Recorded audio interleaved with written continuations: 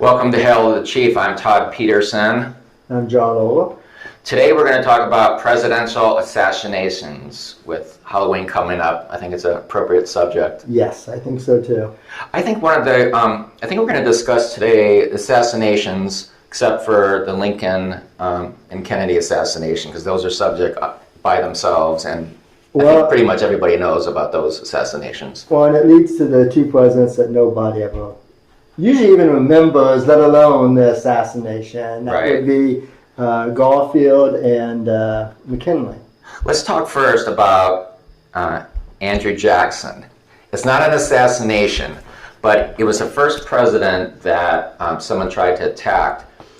Andrew Jackson was attending a funeral in the House of Representatives when he was president, and someone shot at him and missed once and then twice. And the legend goes is that Andrew Jackson started beating the guy with his cane.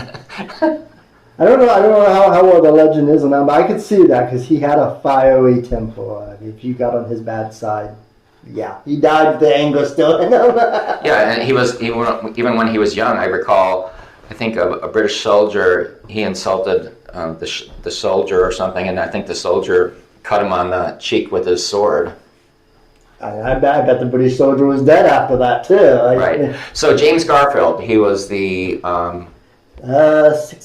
first president assassinated. Second president assassinated because Lincoln had his fateful Theodore trip. All right, and then James Garfield. Yes. And he was on a railroad platform, right? Yeah, he was just coming back to Washington. He had just been, and ironically enough, with the exception of Kennedy, pretty much all of these assassinations were in the first year of the office. Interesting. Which just shows, as you close to the vote, people are less likely to try to take out the president because they'll try to do the vote apparently. So, I guess if you're in later years of your presidency, you're probably safe from being assassinated in the last year. But he had just been elected. 4 months into his term. It was less than 4 months because it was July. Well, I guess it was right up 4 months because it was July, and back in those days, the presidential term did not begin in January 20th. It began in March. I think March 20th. It didn't change that till FDR's days. So he had just been basically elected a couple months earlier, and basically it was someone that wanted an office for helping him try to get to be president is who shot him. Yeah, and I think they call him an anarchist, right? No, the anarchist is McKinley's. McKinley's. Well, let's keep talking about Garfield. Yeah. So the interesting thing that I learned was that he was going somewhere on the railroad platform. He was attacked or shot, and on the platform was Robert Lincoln. Todd Lincoln's oldest son. So coincidentally, his father went through that assassination. He's on the same platform as Garfield. Garfield was, of course, a brilliant Civil War general, I think. Mm-hmm. And he was actually ambidextrous. He was able to write with his left hand equally as with his right hand, and he lingered on for about 20 days after. In fact, right after the assassination, Leon Gutal, who's the assassin who shot him, he'd been seeking a job from the office of the president. Even went inside the White House too. Like Blaine, who's Secretary of State, remembered him. Like the cabinet was waiting for Garfield to arrive. I don't think Blaine was there, so they knew who he was right off the bat. And he was a stalwart Republican, and he considered that's the reason why he didn't get a job was because he went out and made a few speeches, but not a whole lot, and wrote a couple articles, which is how you campaigned for president back then. People did it on your behalf. And he felt he was owed a job, and they wouldn't do it. And so he fired two guns at him. One hit Garfield's arm, and the other hit his back, went through his abdomen. And for like 15 days, they thought he was going to be fine. And I think they also didn't they use a metal detector? They tried to use that on him. And they went on one side, but they didn't go on the other side of the body where the bullet was. So they weren't able to find the bullet, actually. Well, and his doctor was Dr. Lister, I think his name is. And he was actually the forefront of infections and all of that. But, I mean, that's what happened was it was an infection. That's what killed people commonly back then. They just didn't know how to clean up a wound properly.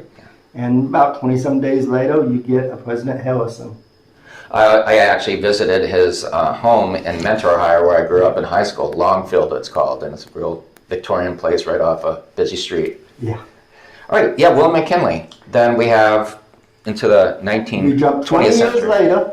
20 years almost to the month, because he was in September, and he was basically, once again, first year of his second term. He had just been elected in March, had just been inaugurated, and he was First year of his second term. First year of his second term. In fact, they were so confident, he would be obviously safe.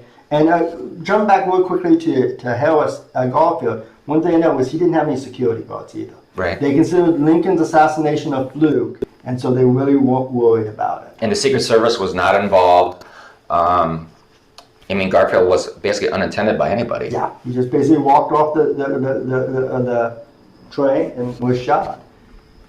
And then we were, during the McKinley administration, we have the Pan American Exposition, which is like a big event, like showcasing America and the world, and it was a big deal. Yeah, it's like what would eventually become the World's Fair. World's Fair, and you travel around everywhere. McKinley was going to give a speech.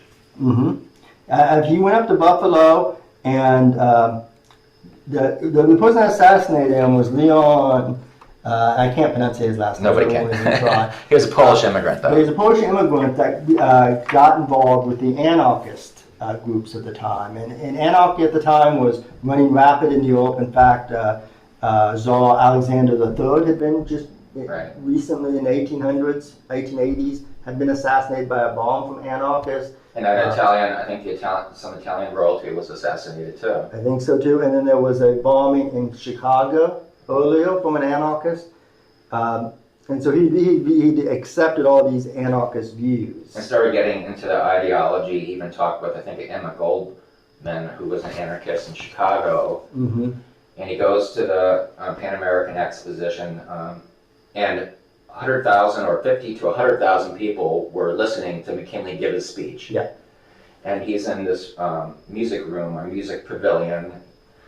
Slajlik goes up to him with his hand covered in a bandage. McKinley reaches out to his other hand, thinking his right hand, the assassin, was like injured for some reason. Bullet goes off, goes on his sternum, flicks off. Of course, that happened to Garfield too. Yeah. And the other one, unfortunately, goes into his abdomen, and ultimately within, I think he lingers on for, well, he got assassinated on the 6th and he dies on the 14th. Yeah. So, and I think he died of basically a gangrene infection. Yeah, I mean, just like back then with Garfield, back in the day, they just weren't able to clean up. Probably either of these assassination attempts that happened today, it would have been fine. And you could actually read the autopsy report on McKinley. It's extensive. They went 4 hours into his autopsy, and his wife finally said, "Enough is enough." Yeah. And they still couldn't find the bullet. Well, I mean, it was obvious the bullet killed him. Eventually. And then he was buried in Canton, Ohio. It's a giant mausoleum that I visited, as I said in one of our previous episodes. And McKinley was like lionized throughout America. There's a giant statue of him on the Ohio State Capitol building, and he's not known as well today as he was when he died and when he was president.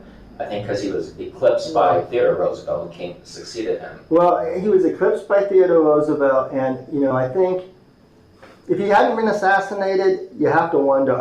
I think he would have probably divested even farther in history. I mean, his big thing that we really know him for is really the Cuban-American War, Manifest Destiny. And honestly, he didn't really want to be that. I mean, he kind of got pushed into those directions that way, and so. And of course, Theodore Roosevelt was in the VP spot because one of his competitors from New York wanted him out of the way. And then when McKinley got shot, Mark Hanna, the business supporter of McKinley, said, "Now we got that damn cowboy in the White House." Yeah, and speaking about assassinations and Theodore Roosevelt, one of my favorite assassination stories. You really shouldn't have necessarily a favorite assassination story. Is on Theodore Roosevelt because someone tried to kill Theodore Roosevelt while he was doing a speech, and as far as I know, he's the only politician in history, but definitely the only presidential candidate in history to not stop when a bullet is shot at him. And it hit him. It actually, I think, I either hit papers or it was. His speech black. was in his pocket, And it in was his thick. glasses case. And yeah, it like broke, I think, a rib or something, but like he finished the speech and then went to the doctors afterwards. And he said to the audience, well, you know, I've just been shot, but it takes more than that to kill a bull moose. And he had already completed 2 terms as president, was running for a 3rd term Yes. under the Bull Moose Party. Yes. Because Roosevelt was so mad at William McKinley, No Taft. or Taft, Which who was his prior protege. yeah, and he was in the wrong on that one too, on that one. So And then, of course, we didn't have another assassination until Kennedy, and we've had a few attempted assassinations. We had Truman, some Cuban supporters of Cuba attacked a police officer outside the Blair House, and 2 people were killed, and they were incarcerated. And once again, to put this back in the thing, there really wasn't hardly any Secret Service protecting Truman. Truman walked from Blair House to the White House. And I think even after the assassination, he still did it for a while until they really pressured him. And Truman would go out on walks in Washington without yeah, no, people following him. He did not like having anyone follow him, and he's probably the last president to do that. I almost assured it was the last president. Well, Roosevelt, Franklin D. Roosevelt, TR's cousin, right? Mm-hmm. He had an attempted assassination plot on him when he was in Florida. Some assassin came up and they started shooting. I think the mayor of Chicago was killed. Yeah. I think was killed. And that was right at the beginning, and right after. I don't know if Roosevelt had even taken inauguration yet. I don't think he'd even been inaugurated yet. Yeah, I don't think so either. So, the Army president was around. I mean, obviously the last real, assassination attempt that was close was Reagan. Right. We had 2 on Gerald Ford. I think that's about it. I mean, as far as threats, President Obama had the most threats in the history of any president. I mean, we had an airplane hit the White House during the Clinton administration, crashed into the White House. I had even forgotten about that. It hit the Jackson magnolia tree, which had been there since Andrew Jackson planted it, but this small twin plane hit the White House. On 9/11, the plane that hit the Pentagon was supposed to probably hit the White House. So, yeah. One of the planes were targeted for the White House. They just couldn't find the White House. Did they ever find any damage Did they ever find any plane debris at the Pentagon? There's plenty of plane debris down there, but you hit at that speed with all that fuel in it, most of it's going to melt and burn. And I think George Bush, someone shot at the White House. He got a shoe thrown at him now. That's the favorite one. And it was a successful shoe throw. He dodged it. And by the way, the Secret Service did not jump out and try to take the shoe for him. Because it's a major insult in the Middle East if someone throws a shoe at you. Yeah, and in Muslim culture, that's one of the worst insults. Like they have no respect for you, and you don't deserve respect as far as they're concerned. That's right. Well, we thank you, and please comment, like,